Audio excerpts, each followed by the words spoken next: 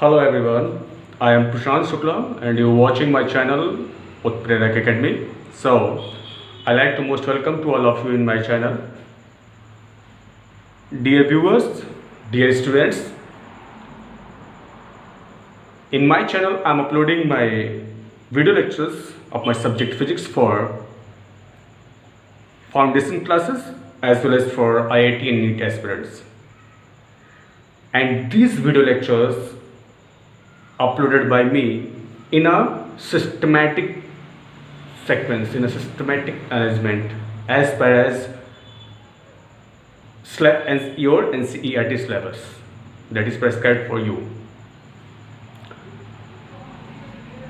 Let me tell you one thing, my dear students. I want to suggest one thing to you, all of you.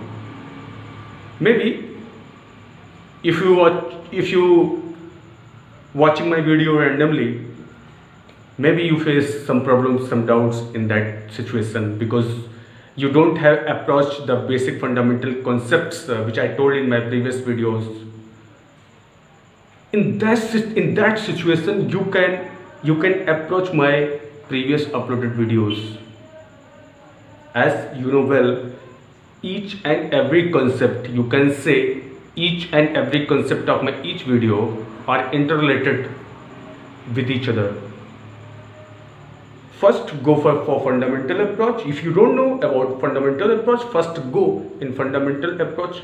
Further you go the particular video if you that you want to see, that you want to know, that you want to learn. I hope you're getting me well. Just in a snapshot, I want to say you each and every concept of physics interrelated to each other. And that's why I'm uploading my video. I made a playlist for different category of students. You follow the playlist, and in this situation like you facing the problem, you can approach my previous videos. Anyway, let's start our topic today. According to my uploaded videos, our topic today our topic is the electric flux. Electric flux, and further we will discuss about the Gauss theorem, which is very most important for you. So this video lecture is very important for 12th board exam, 12th foundation means board, as well as important for NEET and IIT aspirants. IIT and NEET aspirants, listen carefully please. This is your NCERT syllabus, is your syllabus. So these video lectures is according to the foundation classes, but these video lectures will be very beneficial for you if you learn it. I can make many MCQ in my one video lecture. I will tell you everything after these videos, after a unit, after finishing a unit, I'll tell you. So let's start our topic today, and our topic is electric flux.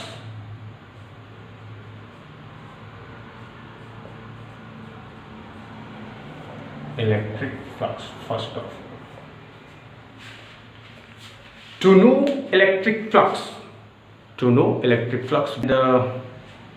To understand the term electric flux, we must to know the term flux first of all. This particular term, we have to know this term.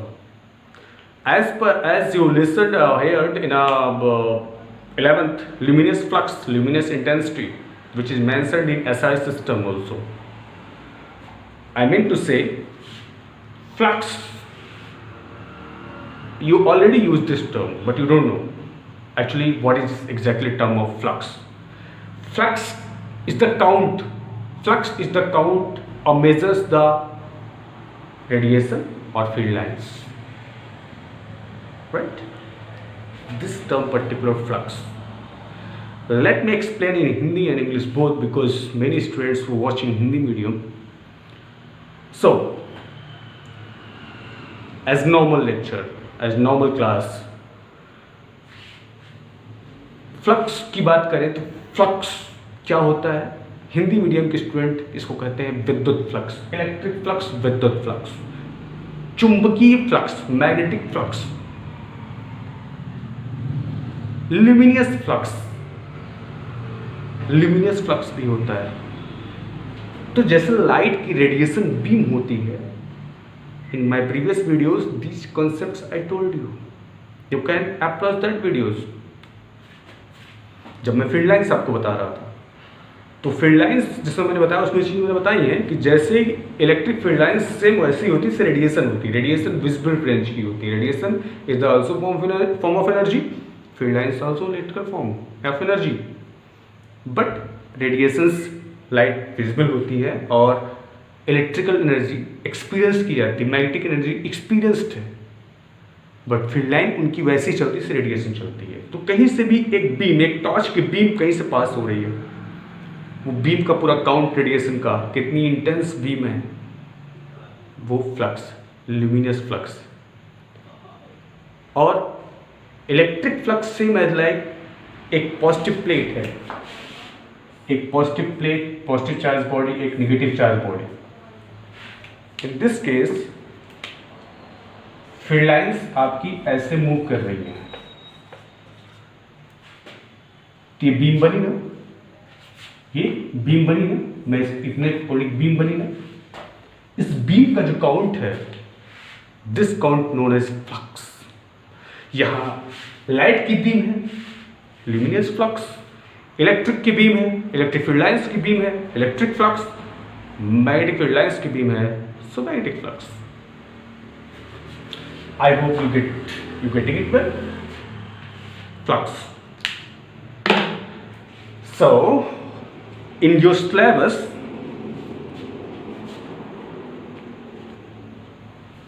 इसको बताया कैसे गया है, इसको define करने के लिए assumption क्या है, हाइपोथेसिस क्या है। The electric flux is the total amount of field lines passing through a particular cross section area.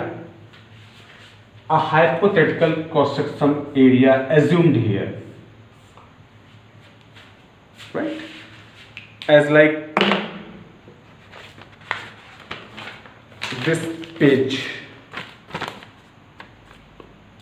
rectangular cross-section area.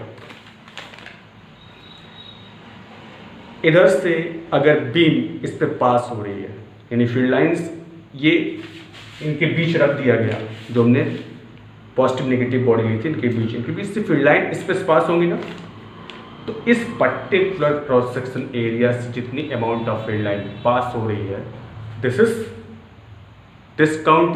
Measures known as electric flux. और जब ये क्रॉस सेक्शन एरिया इस सिचुएशन में रहेगा, इस सिचुएशन, तब मैक्सिमम फील्ड लाइन पास होगी। इस सिचुएशन में नो। तो ये सिचुएशन क्या है, इलेक्ट्रिक फील्ड लाइन अगर ऐसे से पास हो रही है तो electric field line vector quantity है, इलेक्ट्रिक फील्ड, जिसकी डायरेक्शन है इलेक्ट्रिक फील्ड लाइन्स की ये, इस इलेक्ट्रिक फील्ड इंटेंसिटी के डायरेक्शन के ये cross section area perpendicular, sorry same direction है। ध्यान दीजिएगा, एक इंपॉर्टेंट टर्म है, इसको समझिएगा। Do you know the meaning of cross-section area? Many students maybe they don't know the term I'm using, cross-section area. Area मैं इंटरप्ट करके पहले इसको बता देता हूँ, जिससे आप फिर गॉस थ्योरम और ये सारी चीज़ बहुत अच्छे से समझ पाएंगे। ये जानना बहुत ज़रूरी है। क्रॉस-सेक्शन एरिया और एरिया दोनों में difference, both are different. Cross section area is a vector quantity, has its specific direction, but the total surface area of any body, no sense of direction. They don't have sense of direction. They have only magnitude. Practically, as example, ये marker का ये हिस्सा, ये particular cross section, ये हिस्सा, ये particular cross section है, इस पे मैं कोई छोटा सा हिस्सा मान लूँ, ये क्रॉस सेक्शन है, बट टोटल सरफेस एरिया ये अलग चीज़ है। क्या total sir?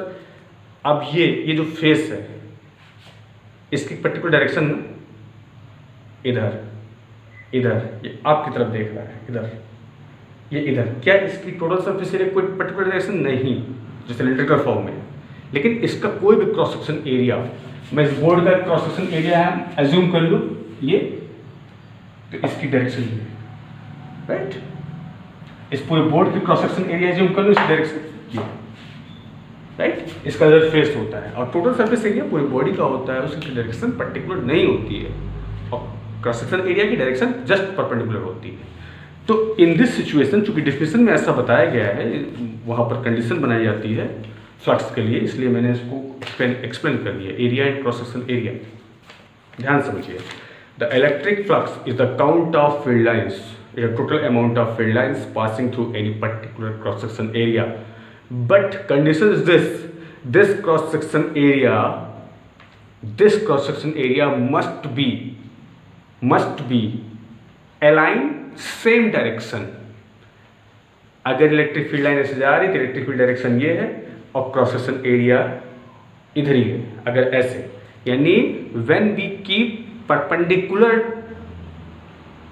Keep the body perpendicularly, तो उसका क्रॉस सेक्शन एरिया इसका डायरेक्शन हो जाएगा, इलेक्ट्रिक फील्ड भी इधर, एरिया भी इधर। In this situation we get maximum flux, means to count the max flux it's necessary condition cross section area must be aligned same direction of the field, and to get this state we must to keep the cross section area like this, which is perpendicular in nature, but the direction of cross section area is this direction, right? So suppose इससे field lines pass हो गई total. My dear students, यहाँ flux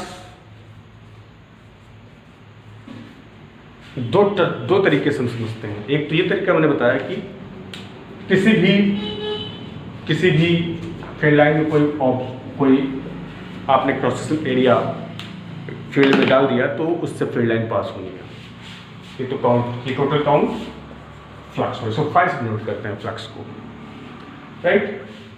दूसरा ये कि मान लो ये charge plate है, ये चार्ज प्लेट है। If it is charge plate, then it emit the field line. कोई भी चार्ज कहीं होता है उससे चारों तरफ फील्ड लाइन एमिट होती है। इधर इससे ढेर सारी फील्ड लाइन इधर निकलेंगी, इधर निकलेंगी। इस कंडीशन में भी इस क्रॉस सेक्शन एरिया से जितनी field amount of field line निकल रही है, एमिट हो रही है, इनका काउंट, इनका टोटल सम इलेक्ट्रिक फ्लक्स कहलाएगा। मीन्स अगर आप किसी बॉडी को फील्ड लाइन इलेक्ट्रिक फील्ड रखोगे तो चार्ज हो जाएगा। चार्ज होने के बाद इससे फील्ड लाइन, वही एक तरह से कह सकते हैं, इससे फील्ड लाइन जो इस पास हो रही है, या फिर ये कहें इस चार्ज बॉडी से जितनी फील्ड लाइन निकल रही है, ये टोटल काउंट फ्लक्स होता है। आई hope you get it. Now technically आपके सिलेबस में जो मेंशन किया गया है, दिस 5, आप डेफिनेशन इसकी लिख लीजिएगा। Electric flux is the measure या is the total count of field lines, total amount of field lines passing through any particular cross section area. Simple. And उस एरिया फ्लक्स का रिलेशन होता है, अगर ये फील्ड लाइंस इधर निकल रही तो इलेक्ट्रिक फील्ड डायरेक्शन इधर है, इधर हो गया, इधर जो भी हो इधर। अगर ये पॉजिटिव प्लेट है इधर, या फिर फील्ड लाइंस इधर जा रही है। This is the electric field and flux is equal to E dot A. Definition के बाद ये चीज आ गया, इधर इलेक्ट्रिक फील्ड और इधरी एरिया भी तो है, लाइक दिस। यहां पर इससे इतनी फील्ड लाइन निकल रही है, इस पूरे फील्ड लाइन को काउंट करने के लिए इस फ्लक्स को काउंट करने के लिए इलेक्ट्रिक फील्ड और एरिया का एक रिलेशन, वो रिलेशन क्या है? E dot A. Flux is equal to E dot A. In this situation अभी मैंने बताया cross section area vector quantity होती है और इलेक्ट्रिक फील्ड वेक्टर है ही है। तो इन दोनों का डॉट प्रोडक्ट जो होता है वो फ्लक्स काउंट करता है। It mean this. The definition I told you, and mathematically it expressed like this formula: phi is equal to E dot A. And you know well, the dot product of two vectors, this is A vector, this is B vector, inclined particular angle theta, इन दोनों का dot product remind कर लो आप, A B cos theta होता है। Theta is the angle between A and B, and this A is the magnitude of this vector A, and this B is the magnitude of this vector B. In this situation, like यहाँ भी हो जाएगा magnitude of E into magnitude of A cos theta. Theta E और एक बीच angle है, तो theta कितना है? 0 डिग्री। इलेक्ट्रिक फील्ड डायरेक्शन भी है, एरिया की भी डायरेक्शन है, दोनों theta 0। And in this situation we get max flux जो कि E इंटू ए होगा। पहली चीज ये मैक्स, ये since theta is equal to 0 degree. When we keep the surface perpendicular in our respect, then the direction of cross section will be in the direction of electric field, जो electric field से area 0 angle बनाएगा। ये और 0 flux कब मिलेगा? इसमें case phi 0 कब होगा?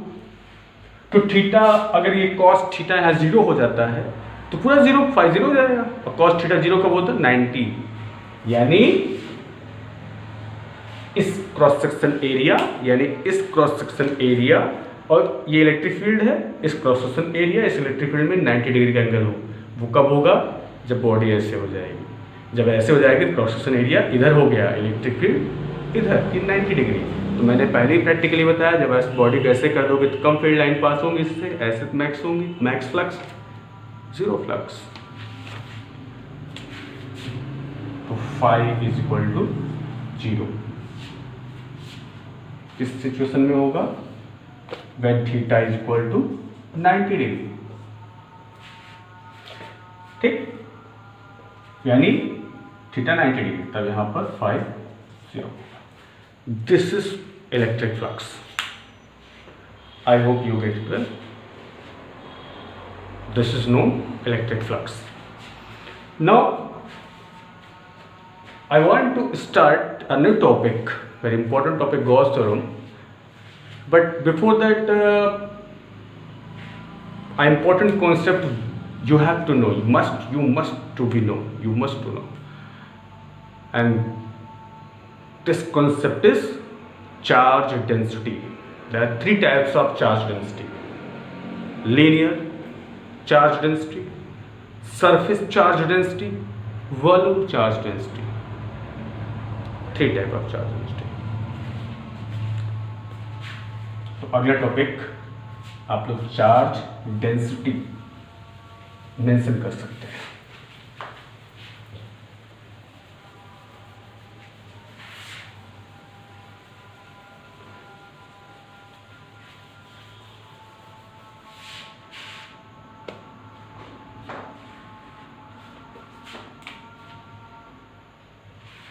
अभी हम लोग फ्लक्स को और अच्छे से डिस्क्रिप्शन और अच्छे से एक्सप्लेन करूंगा मैं फ्लक्स को भी, वो अच्छे से पढ़ेंगे इन द जब हम गॉस थ्योरम पढ़ेंगे। Before that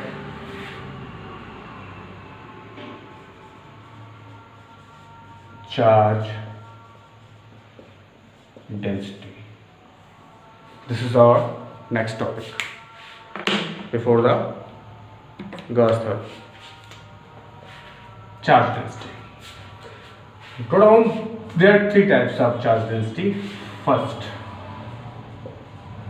linear charge density, charge को हमने CH लिख दिया है। Second, surface charge density. Third, volume charge density. There are three types of charge density. So to understand the term charge density, we must to be understand first of all the meaning of density, which you know well. Density is equal to mass upon volume. आप सभी को पता है density का मतलब मास upon volume है. क्या practically इसको कोई सोचा इसका मतलब क्या है? प्रैक्टिकली हम डिस्क्राइब नहीं कर सकते, लेकिन सबको फील होगा कि इसका मतलब ये होता है कि कोई चीज़ कितनी भारी है, अंदर से कितनी ठोस डेंस है. इसका मतलब एक्चुअल में जो हम लोग डेंसिटी पढ़ते हैं, जो अभी तक हमने पढ़ा है, that is mass density, mass consumed पर unit volume of any matter, anything. I mean mass density, mass consists in particular volume of any body. Mass consists, so total mass consists in particular unit volume of any body. इसका मतलब ये है कि जैसे as we know density, ये अलग से बता रहा हूँ मैं इसको, डेंसिटी मास अपॉन वॉल्यूम. इसका प्रैक्टिकल मतलब सिंपल यही हुआ, the total mass concentrated, the mass concentration या concentration of mass in a particular unit volume of any particular body always define the density of that body, right. Like एक थैला मैंने लिया, उस थैले का एक वॉल्यूम है, उस वॉल्यूम में मैंने क्या किया, थैले में कुछ भरना स्टार्ट किया, थैला डिब्बा मैंने भरना स्टार्ट किया, पेपर भरना स्टार्ट किया, रैप करके भरना स्टार्ट किया. आप पेपर को दबाते जाओ, पेपर के ऊपर पेपर आप डालते जाओगे. अगर आप नहीं दबाओगे तो थोड़े पेपर में ही डब्बा भर जाएगा. तो पेपर डेंसिटी आप ज़्यादा जब दबा के प्रेस करके रखोगे तब डेंसिटी, पेपर डेंसिटी ज़्यादा होगी, और जब आप नहीं ऐसा करोगे पेपर डेंसिटी कम हो. इसका मतलब ये ना उस पर्टिकुलर कंटेनर में जितना पेपर कंसिस्ट हो रहा है, वैसे ही हम लोग जो अभी तक पढ़ते हैं mass density, there is mass density, mass consist per unit volume of any body, always define the density of any body. Now linear charge density की बात करें, लीनियर तो बात की बात है, what is charge density? Total charge consist in particular, in this situation different term, in this situation different term, in this situation different term. Linear का मतलब होता है हिंदी में रेखीय, रेखीय आवेश घनत्व है, हिंदी में कहते हैं रेखीय आवेश घनत्व, पृष्ठ आवेश घनत्व और आयतन आवेश घनत्व, या इसको जो भी कहते हो. तो ये रेखीय आवेश घनत्व, I mean linear charge density. Actually ये तीन टाइप की डेंसिटी इसलिए बनाई गई क्योंकि हमने जो गॉस थ्योरम में स्टडी करनी है, या ओवरऑल अभी गॉस थ्योरम में स्टडी जो करनी है, उसमें हम लोग तीन टाइप के चार्ज बॉडी को जूम करते हैं. एक तो थिन जैसा वायर, हेयर जैसा वायर, लाइक हेयर, थिन कितना थिन, लाइक हेयर, उसका वायर, वो स्ट्रेट लाइन वायर है, वो 1D में एग्जिस्ट करेगा. कोई बॉडी, कोई मैटर कितने डायमेंशन में एग्जिस्ट कर सकती है, 1D, 2D और 3D. एक एक्सिस पे या दो एक्सिस के बीच या तीन एक्सिस के बीच, तीन टाइप की बॉडी हो, तीन टाइप की बॉडी, तो तीन टाइप की चार्ज बॉडी भी हो सकती है. उन तीन टाइप की चार्ज बॉडी को अलग अलग डिफाइन करने के लिए तीन टाइप की चार्ज डेंसिटी बनाई गई है. इसको हम लोग कहते हैं लैम्डा. लीनियर चार्ज डेंसिटी को हम लोग कहते हैं लैम्डा. दिस मतलब चार्ज कंसिस्ट इन पर unit length of any wire. मान लो कोई वायर है जिसकी लेंथ L है, इसमें टोटल चार्ज जो कंसिस्ट हो रहा है, charge per unit consist per unit length, unit इसकी क्या हो जाएगी, यूनिट कूलम पर मीटर, यानी coulomb metre inverse. Surface charge density, इसको डिनोट करते हैं sigma. This is charge consist in particular surface area. जैसे मैंने को बताया 1D बॉडी एक वायर हो गई, 2D बॉडी एक प्लेट हो गई, दो एक्सिस के बीच हो प्लेट, शीट प्लेट. ये 3D body spherical shell, spherical body, cubical body, 3D में तो सरफेस में 2D होता है, इसमें 3D होता है। सरफेस में एरिया 3D मॉल, इसकी यूनिट क्या हो जाएगी, यूनिट हो जाएगी कूलॉम पर मीटर स्क्वायर, ये एरिया की यूनिट मीटर स्क्वायर हो जाएगी। एंड तीसरा होता है, तीसरी कैटेगरी रो, जो कि total charge consist in particular volume, unit क्या हो जाएगी, coulomb per metre cube. This is charge concept of density. Charge density means total charge consists in particular unit length in the case of linear, and total charge consists in unit cross section area of any body. Unit cross section area में ज़्यादा charge consist करता है, unit मतलब सबसे छोटी इकाई मानी गई पूरी एरिया की। ठीक, मान लो ये कोई प्लेट है, सपोज करो ये कोई प्लेट है, इसका यूनिट एरिया ये है, इस यूनिट एरिया को बढ़ाते तो पूरा एरिया मिल जाएगा। यूनिट एरिया में ज़्यादा चार्ज है तो पूरे में ज़्यादा चार्ज है, तो यूनिट एरिया में जितना चार्ज कंसिस्ट होता है वो सरफेस, इस पूरे सरफेस की चार्ज डेंसिटी बताता है। सेम एज लाइक वालो। These three terms are very important for your further study of the Gauss theorem and its application and also for numericals। जो चीज़ें मैंने अभी आपको बताई हैं, फ्लक्स और dot relation of flux electric field in area and this, hope so आपको समझ में आया होगा बच्चों। और थोड़ा सा हमने शुरुआत में बातें की, टाइम कंज्यूम हो गया, बट ये बताना ज़रूरी था। कुछ बच्चों की ऐसी क्वेरीज आई, तो आप अगर रैंडमली वॉच करोगे वीडियोस को तो हो सकता है ना समझ में आए, लेकिन उसका इंट्रोडक्शन प्रीवियस लेक्चर से होता है। अगर वो ना समझ में आए तो आप प्रीवियस वीडियो पहले देखें।